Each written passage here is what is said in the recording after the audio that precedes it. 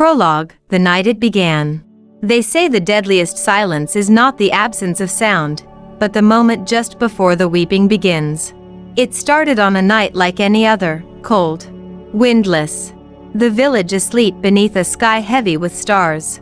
I was the caretaker of the old chapel then, a man who had long since lost his faith.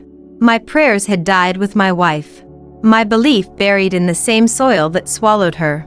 I remained in the church only for duty, not devotion. That was when I found it, hidden in a locked chest, buried beneath cloth rotted with age.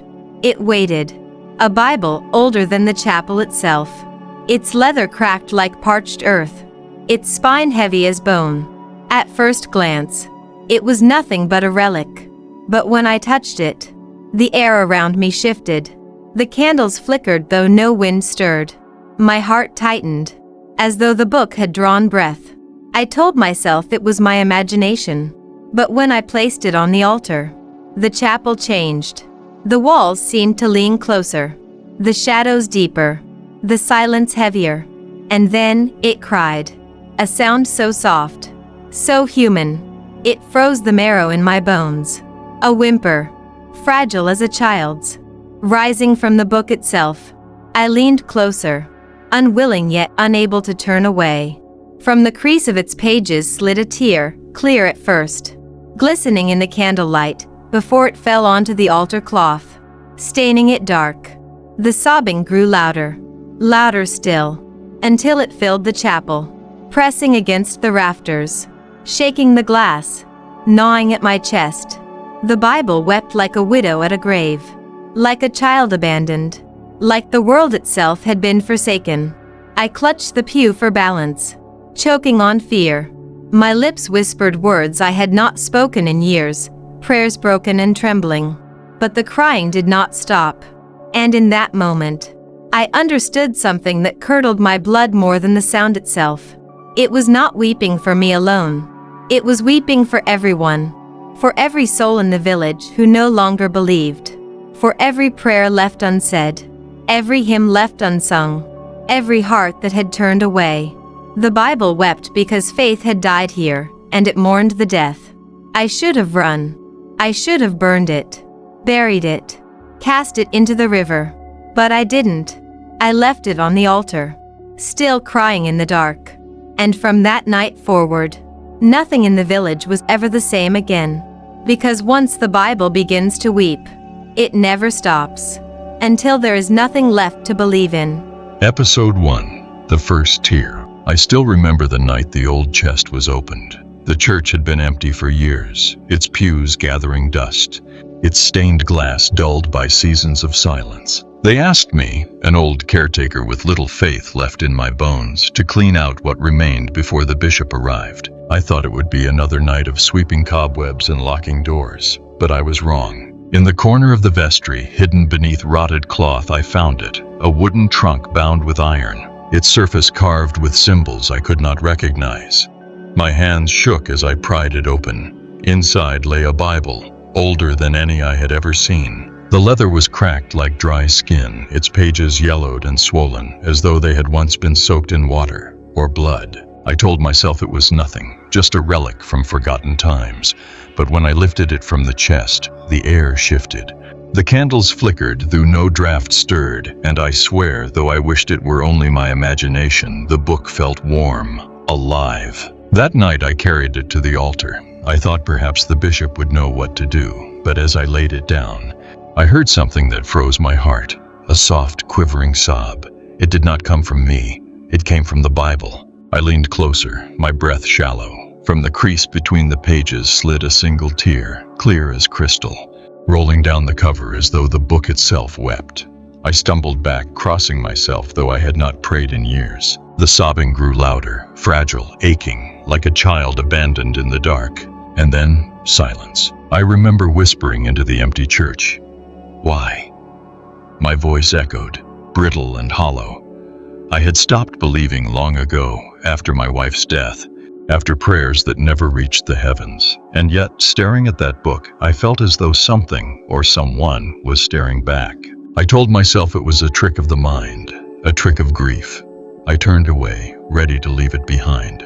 But as I reached the door, another sound pierced the silence, the unmistakable wail of sorrow, louder now, desperate. The Bible was crying. It cried for every night I had cursed God. It cried for every empty pew, every hymn unsung, every prayer that never left my lips. The sobs filled the chapel, vibrating through the wooden beams, rattling the windows.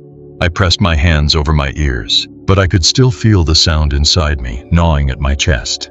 I wanted to run. I should have run, but my legs betrayed me, carrying me back toward the altar.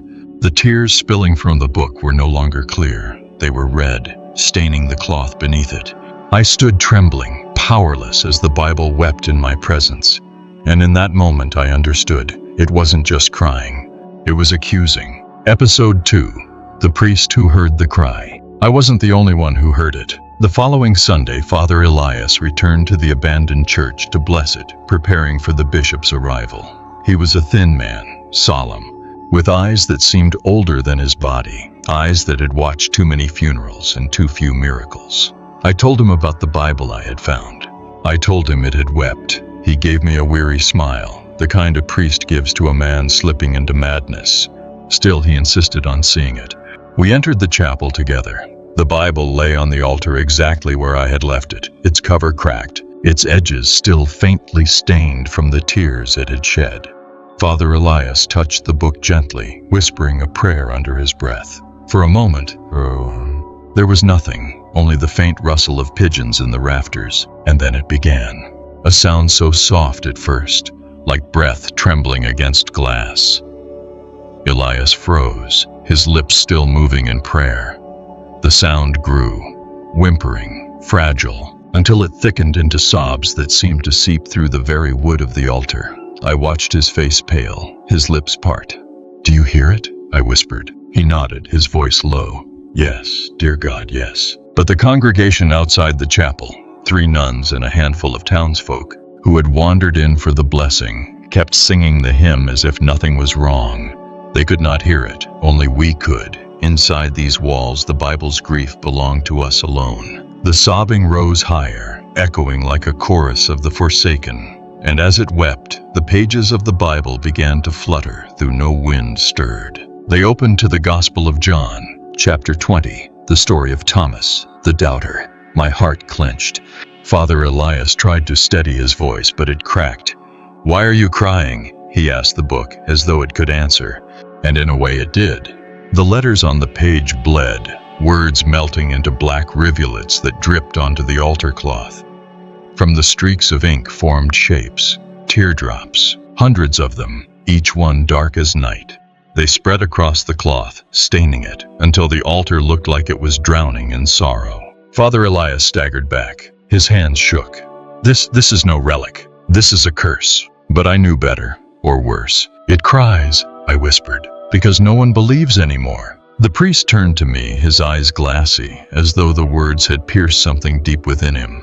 For years, he had led sermons to empty pews, baptized children of parents who no longer prayed, buried the faithful with fewer mourners each season. Perhaps the book was not cursing us at all. Perhaps it was mourning us. The hymn outside ended, leaving silence heavy as stone. Inside, the Bible wept louder, and for the first time in my life, I saw a priest fall to his knees not in prayer, but in terror. And still the book cried on. Episode 3, The Child Who Doubted. It was the little girl who broke the silence. Her name was Clara, barely 10, with hair the color of wheat and eyes too old for her age. She came to the church holding her father's hand. The man was gaunt, his face weathered by grief. His wife had died only months before, and the child had stopped speaking to God ever since. I watched them from the back pew. Father Elias stood at the altar, still pale from the Bible's last lament. He had not touched the book since that day. But Clara did not look at him. She looked only at the Bible.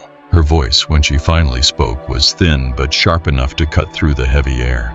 "If God is real," she asked, "why didn't he bring Mama back?" The words froze everyone in place. Even the nuns lowered their heads, as if the question itself was blasphemy. But Clara's father said nothing. His hand trembled, yet he didn't stop her. She walked toward the altar, small footsteps echoing in the empty chapel. Father Elias whispered for her to stop, but she didn't. She placed both palms on the Bible's cracked cover. And then it happened. The sobbing returned, louder than before, raw and jagged, as if the book itself had been stabbed by her doubt. The sound was so human it made my skin crawl. Pages quivered beneath her hands, and from between them spilled tears, thick, red tears that slid across her fingers. She gasped, but did not pull away. The congregation broke into chaos. One of the nuns fainted. Another began reciting the rosary in a trembling voice. Clara's father tried to drag her back, but the child stood firm, her eyes locked on the weeping Bible. "It's crying for me," she whispered, "because I don't believe." Her father pulled harder, but she resisted, tears streaking her face now, mingling with the book's own. I wanted to move, to stop it, but my body was frozen. There was a weight in the air, pressing us all down like insects beneath a glass. The sobbing rose into a wail, the kind that rattled the bones of the church itself. Stained glass quivered in its frames, and the altar candles guttered out. Darkness swallowed the chapel, except for the faint gleam of tears running endlessly from the Bible's pages. Finally, Clara's father lifted her into his arms and staggered back. The moment her hands left the cover, the Bible snapped shut with a sound like thunder. The wailing stopped. The silence that followed was worse than the noise. Father Elias clutched the crucifix around his neck, his lips pale. She awoke it," he muttered. Her doubt was enough. I looked at the child as her father carried her away. She rested her head against his shoulder, still whispering to herself. And though her words were soft, I heard them clearly. "If he cannot answer me, why should I believe at all?" And the Bible, though closed, let fall one last tear. Episode 4. The Cry in the Confessional. The church had grown restless after the child's encounter. Whispers filled the village. Some said the Bible was holy. Others cursed it as a demon's trick. Yet still they came, not for faith, but for fear. That evening, Father Elias opened the confessional, his hands trembling as he slid the partition closed. I remained in the back, keeping watch. The chapel smelled of incense, but beneath it lingered something sharper, like rusted iron. A woman entered, veiled in black. Her steps dragged, as if the weight of her secrets bent her spine. She knelt, and her voice slithered through the lattice. "Father, forgive me, for I no longer believe." Elias stiffened, his lips parted, but before he could speak, another sound filled the narrow booth. A low, shuddering sob, neither hers nor his. It seeped from the wooden panels, bleeding into the silence. I knew it at once. The Bible was crying again. The woman gasped, pressing closer to the screen. "Do you hear it? It knows. It knows my heart." Father Elias tried to calm her. His words stumbled. "No, child, it is only—" But the sobbing deepened, echoing as though the confessional itself had lungs. The boards moaned, nails groaning in their sockets. Elias gripped his crucifix, but his knuckles whitened. He could not deny it. The sound grew so loud that I could feel it in my chest. A raw grief. A wound opened wider with each breath the woman took. She began to weep herself. Her cries tangled with the books, until priest and penitent were trapped in a chorus of despair, not their own. The door of the booth rattled. I rushed forward, but stopped when I saw it. From beneath the partition seeped tears, dark and thick, rolling across the stone floor like drops of molten glass. They smelled of salt and ash. "Inside!" the woman screamed. Elias flung open the door, his face ashen. She stumbled out, her veil soaked as though she had been caught in a storm. Her eyes were wild. "It weeps because of me," she shouted, "because I have abandoned him." She fled into the night, her wail fading into the village streets. I turned to Elias, but he would not meet my eyes. Behind him, the Bible lay closed on the altar, untouched, yet still leaking tears that streaked the cloth crimson. "Father," I whispered, "what is happening to us?" His voice cracked like old wood. "Every confession is another wound, every doubt another tear. It does not forgive, it mourns." We stood in silence, listening as the last sob faded into the rafters. And in that hollow quiet, I realized something more terrifying than the crying itself. The Bible was no longer waiting for disbelief to appear. It was feeding on it. Episode 5. The Skeptic's Touch. Word of the Bible spread beyond the village, carried on trembling tongues. Some called it a miracle, others a blasphemy. But to Dr. Marcus Heller, it was an opportunity. He was a scholar, a man of science who wore his disbelief like armor. When he arrived at the chapel, his eyes swept across the dim candles and cracked pews with disdain. "Superstition," he muttered. "You people mistake tricks of moisture and sound for the divine." Father Elias, pale as parchment, begged him not to disturb the book. "It is not for testing," he whispered. "It is for trembling before." But Heller laughed. His voice echoed off stone like a hammer. "If it weeps for your ignorance. Faith is only fear dressed in scripture." I wanted to stop him. My gut screamed against it. Yet part of me, some cowardly, wretched part, wanted to see what would happen when a man without an ounce of faith laid his hands on the crying Bible. He strode to the altar, boots striking the stone like verdicts. The book lay there, shut tight, its leather binding scarred, the altar cloth stained by countless tears. Heller reached out, his fingers steady, his mouth curled into a sneer. The moment his skin touched the cover, silence consumed the chapel. No sob, no whisper, only a dreadful stillness, like the air before lightning strikes. His smile faltered. Then came the first tear. It seeped from the spine of the Bible, sliding across his hand. He jerked as though it burned, but he did not pull away. Another drop followed. Then another. Thick, cold, and endless, they poured over his wrist, soaking his sleeve until the fabric clung to his skin. "Condensation," he snapped, his voice brittle.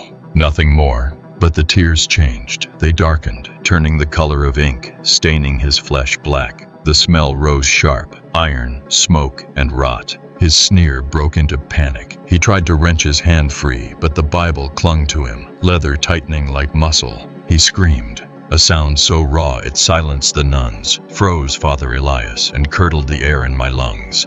The sobbing returned, louder than ever. It wasn't grief anymore, it was fury. The Bible wailed as if enraged by his denial, its pages fluttering wildly, words smearing and bleeding. The ink ran down his arms like veins of darkness. Heller tore himself loose at last, stumbling backward. His sleeve was drenched, his hands stained as if dipped in tar. He gasped, staring at his palm. The flesh was marked with words, not in English, not in Latin, but in some tongue that writhed as I looked at it. He staggered for the door, shrieking that we were mad, that he would expose us. But as he crossed the threshold, the words on his skin pulsed red. And then, in the silence that followed, we heard it, his screams splitting the night. The Bible had stopped crying, but outside, Dr. Heller had just begun. Episode 6, The Forgotten Hymn. The bishop demanded proof. He ordered a full service to be held, hoping to drown whispers of the weeping Bible beneath solemn hymns and incense. For the first time in years, the church was packed. Men who hadn't crossed themselves in a decade filled the pews. Women clutched their rosaries so tight their knuckles blanched. Children fidgeted, sensing fear without knowing its name. At the center of it all, the Bible sat on the altar, closed, silent, watching. Father Elias's voice trembled as he led the Mass, his every glance sliding back to the book as though it might leap open on its own. But when the choir rose for the hymn, I felt the shift. A heavy hush pressed against my chest. The opening notes soared, young voices braided together, pure and bright. For a moment it seemed the weight had lifted, faces softened, shoulders loosened. Perhaps, I thought, tonight there would be peace. Then the first boy forgot his line. A pause, brief but jagged. The other children stumbled, faltered, their voices cracking into discord. The organist tried to cover, but his hands fumbled on the keys. The hymn collapsed into chaos. And that was when the Bible began to cry. At first, a single sob, sharp, wounded. The sound silenced the children mid-note. Gasps rippled through the congregation. Then came another sob, deeper, heavier, until it rolled across the rafters like thunder.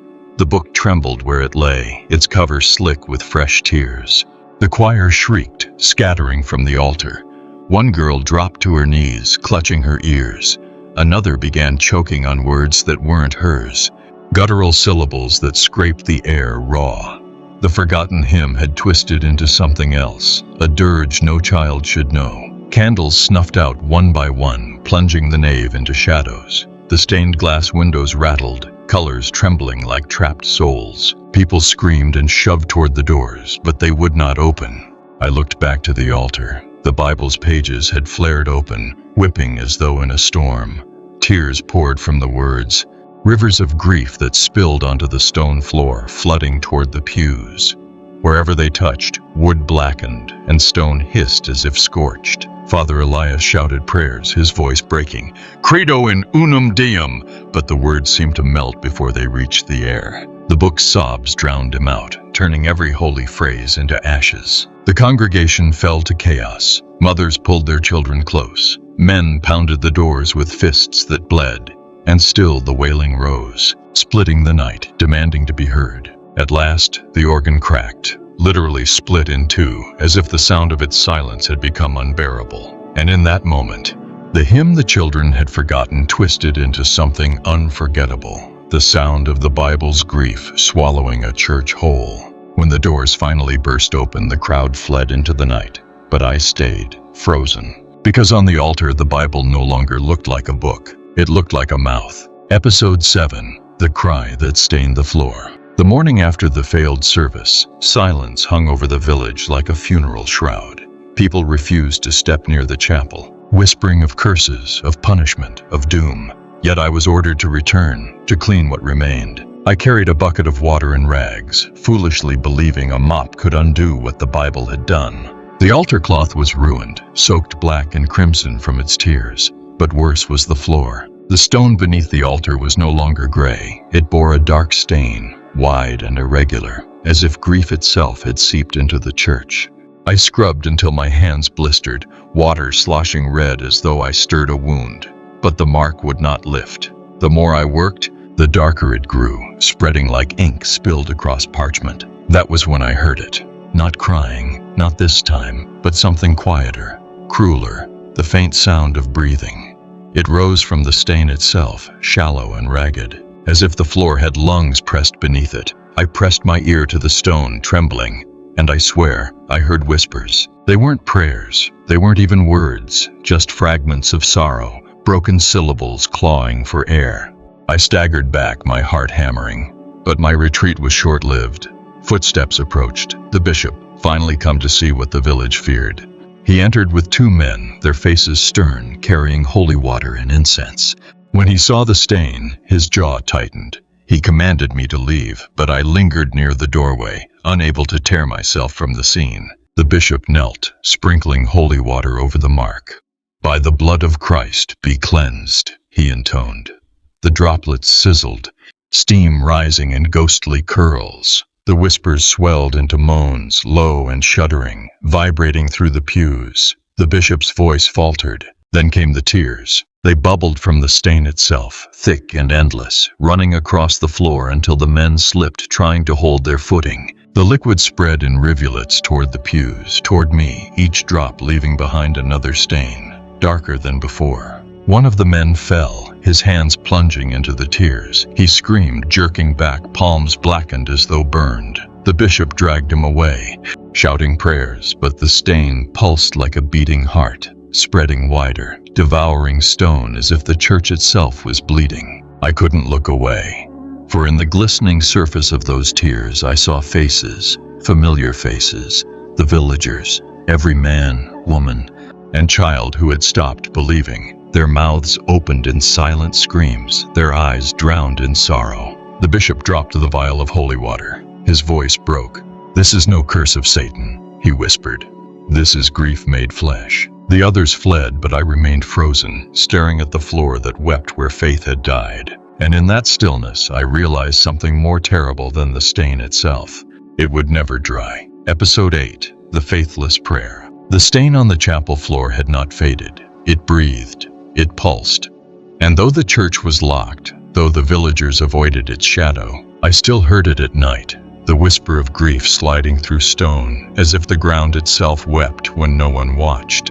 But it wasn't the stain that brought the next horror. It was a man's prayer. His name was Daniel. He was young, broad-shouldered, with the arrogance of one who thought himself untouched by heaven or hell. He claimed he would prove to the village there was nothing to fear, that God was only silence and the Bible only myth. One night, when the bells struck midnight, he broke into the chapel. I followed at a distance, too weak to stop him, but too afraid to let him be alone. The air was heavy, thick with the smell of dust and something sour, like sorrow rotting. Daniel strode down the aisle, his boots loud against the echoing stone. He dropped to his knees before the altar and laughed. "If you are real," he said, voice mocking, "show me. Grant me a sign. Heal my father's sickness. Strike me dead. Do anything, but do not stay silent." His words weren't prayer. They were venom dressed as supplication. At first, there was only silence. Then, a sound, the faintest whimper.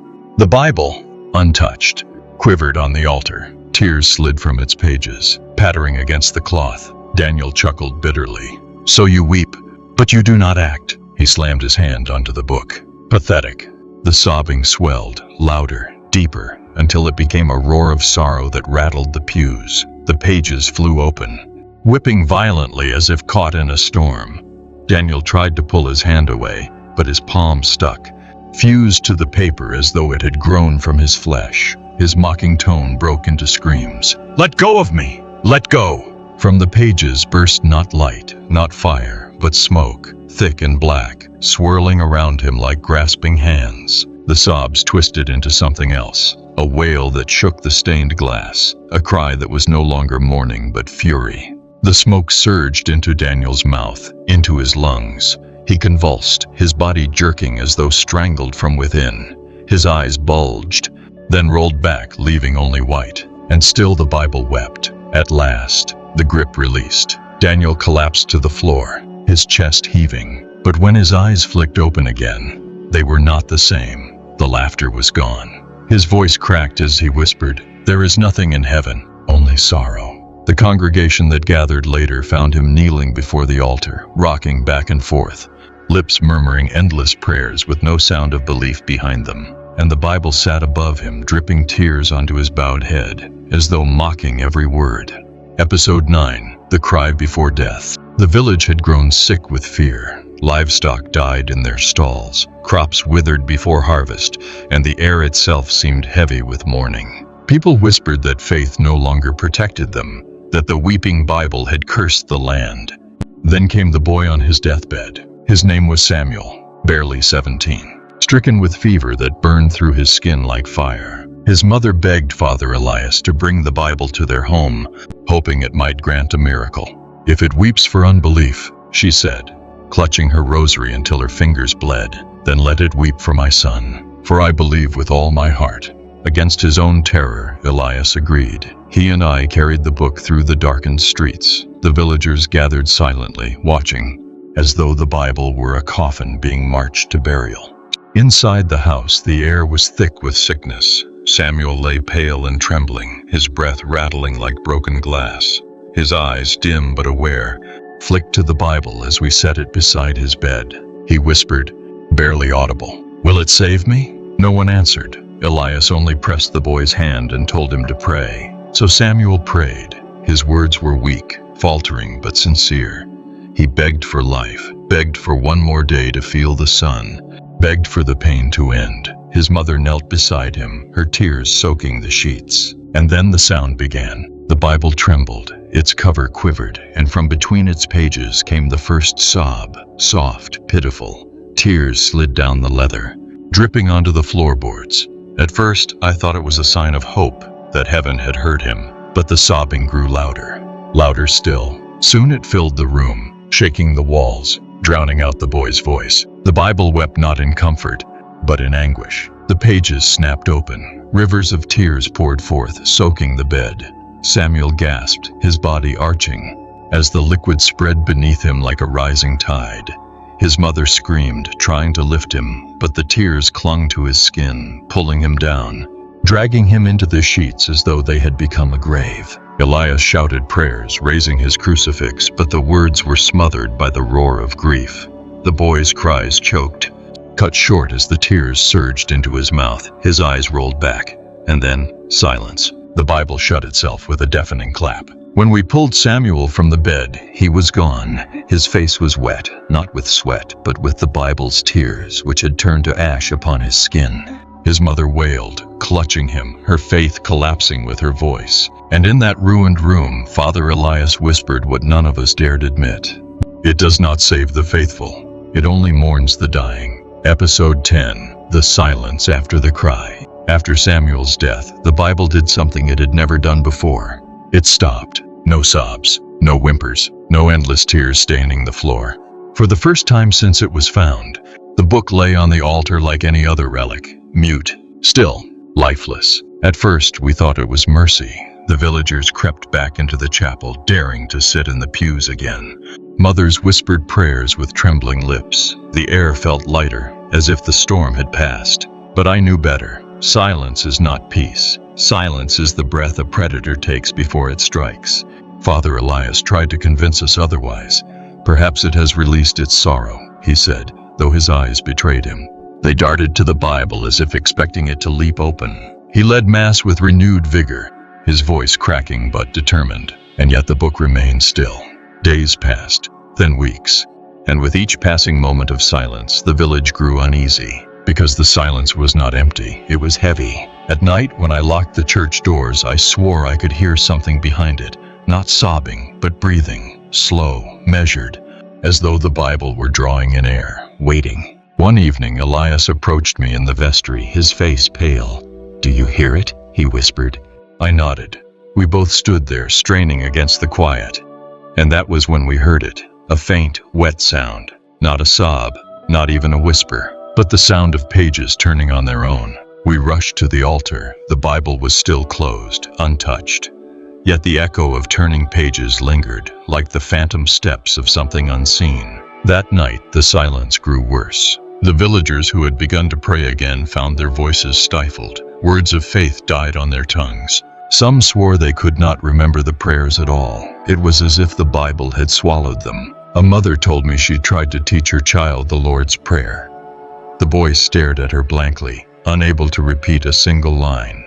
His lips moved, but no sound came. She burst into tears, saying it was as though the silence inside the chapel had spread into her home. By the third week, the village was suffocating under the weight of it. Doors slammed shut at dusk. No hymns, no prayers, not even the sound of bells. Only that dreadful quiet. And then came the night I woke in the rectory to a single sound that made my blood freeze. Not crying, not breathing. Laughter. It was faint, childlike, echoing from the chapel walls. And in that instant I understood. The silence had not been the absence of sorrow. It had been the birth of something else, something darker. Episode 11. The Bible that refused to open. The laughter faded, but the silence it left behind was worse than any sob. By dawn, Father Elias and I found the Bible still resting on the altar, motionless, sealed. He tried to open it. His hands shook as he gripped the cracked leather and pulled. Nothing. The cover would not yield, as if welded shut by invisible iron. He tried again, muttering Latin prayers, tugging with both hands. Still it refused. "It does not want to be read," Elias whispered. Sweat shone on his forehead. We called 2 of the nuns to try. Their fingers pressed timidly at the edges, but the book might as well have been carved from stone. No human hand could pry it open. By evening, word had spread. Villagers gathered outside the chapel, demanding answers. Some believed the silence meant the curse was lifted. Others swore the Bible was preparing to unleash something far worse. That night, against my better judgment, I stayed alone with it. I lit a single candle and placed it beside the book. The silence was suffocating, thick enough to press against my chest. And then I saw it. The Bible trembled, not enough to move across the altar, but just enough for the candle flame to shiver. I leaned closer. My breath clouded the leather. A faint sound reached my ears. Not crying, not laughter, but whispering. I could not make out the words. They slid just beyond hearing, like voices speaking beneath water. I pressed my ear against the cover. My heart pounded. The whisper grew sharper. "Not yet," it said. I stumbled back, knocking the candle over. Wax spilled across the altar cloth, smoke curling into the air. But the Bible did not burn. It did not stir. It only waited, locked tight, guarding whatever horror nested inside. The next morning, Father Elias returned. His face was drawn, his eyes bloodshot. "It is withholding itself," he said, as if saving its voice for the final unbeliever. I asked him what that meant. He would not answer. But that week, strange things began to happen. Villagers forgot entire passages of scripture. A man who had once led hymns could no longer recall a single note. A woman claimed the words of her wedding vows had vanished from her memory, leaving only silence when she tried to speak them aloud. The Bible's refusal to open was spreading, bleeding into minds, stealing faith not by tearing it apart but by erasing it. On the seventh night I dreamt of the book. In the dream, it lay open, pages black as ash, words crawling like insects across the parchment. I reached to touch it and it whispered again, "When I open, it will be the last time." I woke with blood on my pillow, though no wound marked my skin, and the Bible remained closed. Watching, waiting. Episode 12, The Last Believer. By then, the village was hollowed out. Faith had drained away like water through a cracked vessel. Hymns no longer rose, prayers no longer lingered. People spoke of God as they might of a dream half forgotten, something that once seemed real but now slipped away when daylight touched it. All except one man. Jonas, the bell ringer.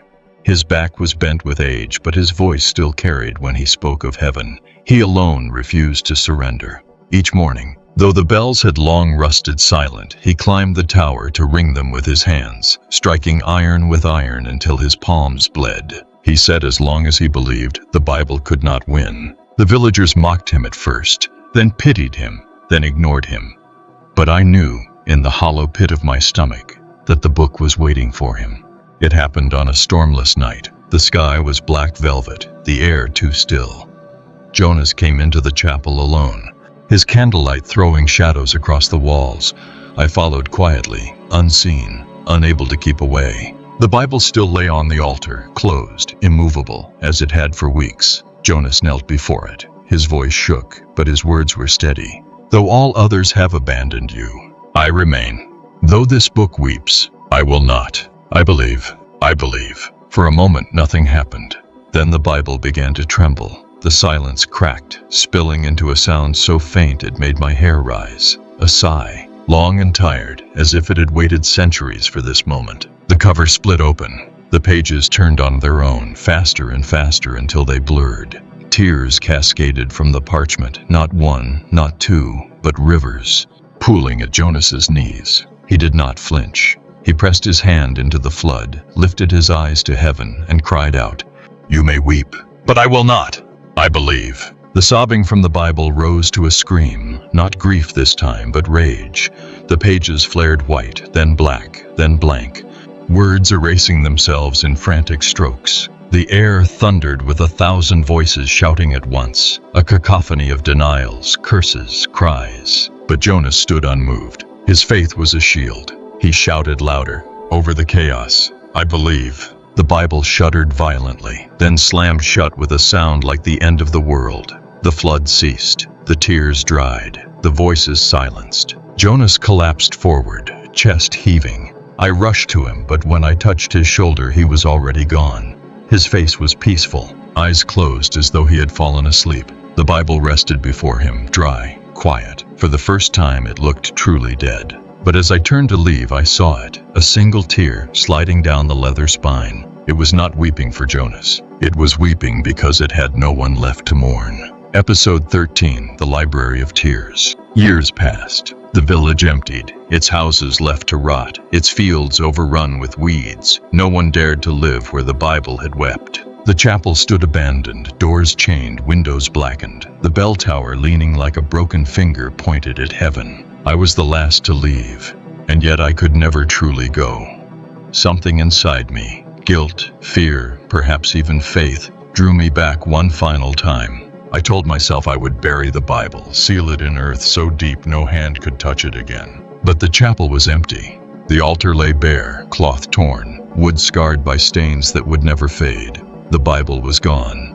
I searched for hours, crawling through crypts, overturning pews, combing through the vestry. Nothing. But as I descended into the cellar beneath the chapel, I felt it. The heavy air, the same suffocating weight I had known since the first sob. A narrow stair spiraled deeper than the cellar should have gone. I carried a lantern, its flame flickering against stone damp with moisture. With each step, the sound grew clearer, soft whimpers, fragile as breath through broken glass. At last I reached a door. My hand trembled as I pushed it open. And there it was, a library. Endless rows of shelves carved from the rock, vanishing into the dark.